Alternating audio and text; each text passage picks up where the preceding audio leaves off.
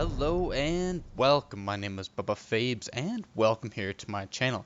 Today is August 2nd, which is the new release for the Skull Rain DLC, and with it comes the brand new patch notes. So we've been through the demo gameplay and now the patch notes are released, and I'm here in this video to give you guys a condensed need to know information on what has been released. There's a huge list of changes, so I've gone and I've pulled out what I think is the most important things and just the stuff that you guys need to know about these changes. But to start us off, I'll start talking about the brand new operators.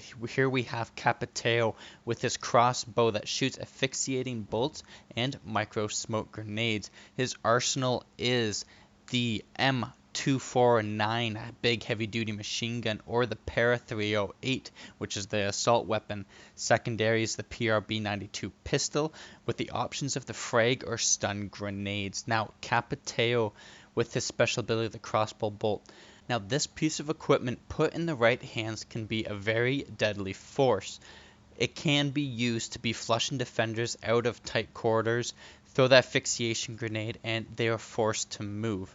Or it can also be used as quite a strategic way of blocking off areas or corridors while you push. If you're in a place just like the new map where there's plenty of flanking routes and open doors, a well-placed shot of either the asphyxiation or the smoke grenade can block off the view of the defenders if you're afraid of them pushing from one side or another, so it can help you on your attack. Now, getting into the defender, Caveira.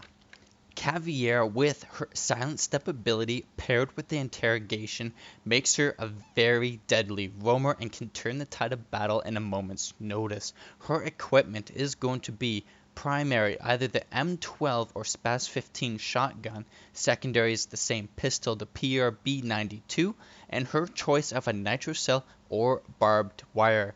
Now Caveira, with both the silent step and interrogation ability of Caveira, makes her a fantastic roamer in all situations. It is going to make it harder for the attackers to hear her coming, and they're definitely going to have to watch their back, because if she finds one of them by themselves and she's able to pull off an interrogation, it is going to reveal all of their positions on the map for the defenders, which is a huge problem for the attackers. It can get wall banged, the defenders get the chance to reposition or to reset up another flank, so it is definitely something that they want to avoid. Now getting into the brand new map, this map is very interesting. Its selling point is the destruction of the outside walls, and this can change up a lot of things, because inside the building is going to be quite a maze of close quarters, small rooms, and just a very, very tight situation. But with the destruction of the outer walls can add quite a range to the map. By blowing up certain walls and setting up certain players with long range distance abilities, it can bring in a different style of gameplay, and it's almost going to force the defenders to have to push outside to get some of those kills to distract some of the attackers, as well as it's going to change up the defense meta on this map.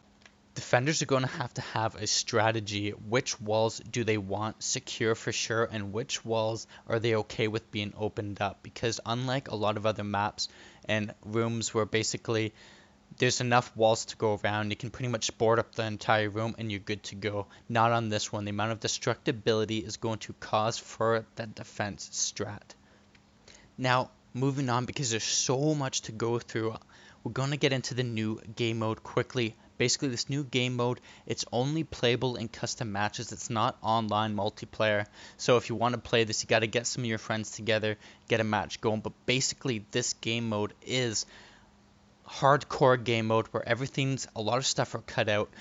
Friendly tags, seeing your friends through walls aren't there, so you can enter a room and you don't even know if it's a good guy or bad guy, so you really have to rely on that team communication and know what your team is doing, as well as you can't mark enemies, there's no kill confirmation, more realistic magazine management, you are just left with your timer, compass, gadget, and weapon panels.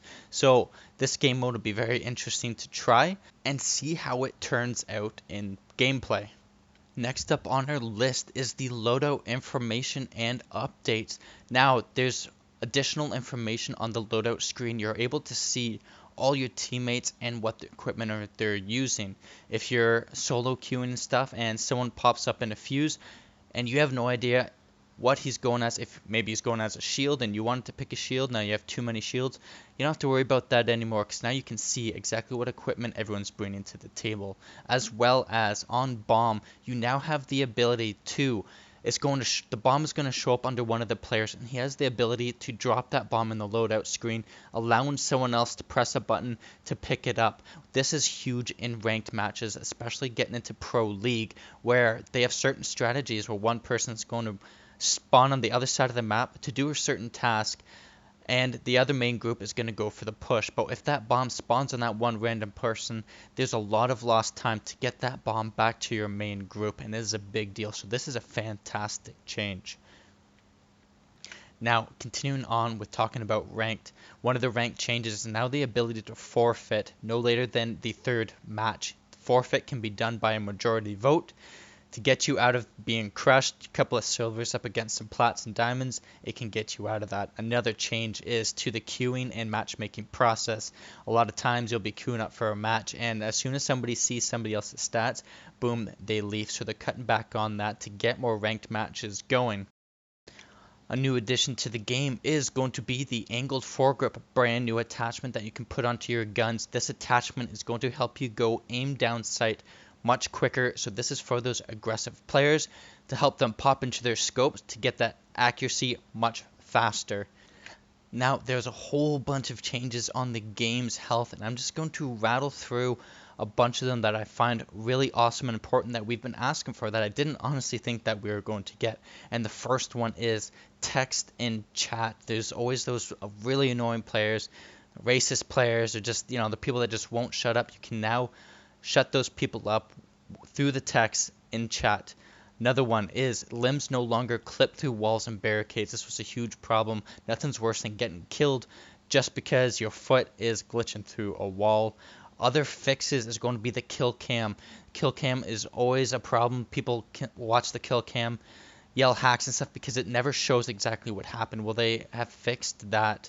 Another one is going to be better map rotation. Nothing's worse than playing a map 3 or 4 times in a row. It doesn't make any sense. Well, boom, they have fixed that too. They have put in for the defenders that if they destroy all the drones, a notification will pop up to let them know that all the drones have been destroyed, as well as now drones and cameras get that compass, so it's a lot easier to make those callouts when you're sitting on a drone or camera to your friends.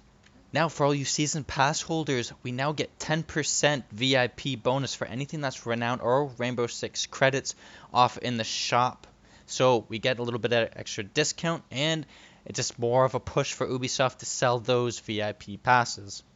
Now, last but not least, there are literally hundreds of bug fixes, and I'm not even going to start to go through them because there are so many to count, but you can check out the bug fixes for yourself. There's going to be a link in the description below that gives you access to all of these changes.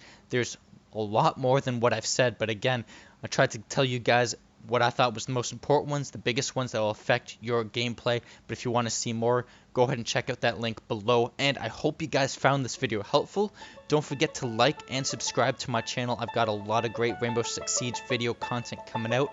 Guides, gameplays, how-to, so stay tuned for that. And until next time, I will see you later.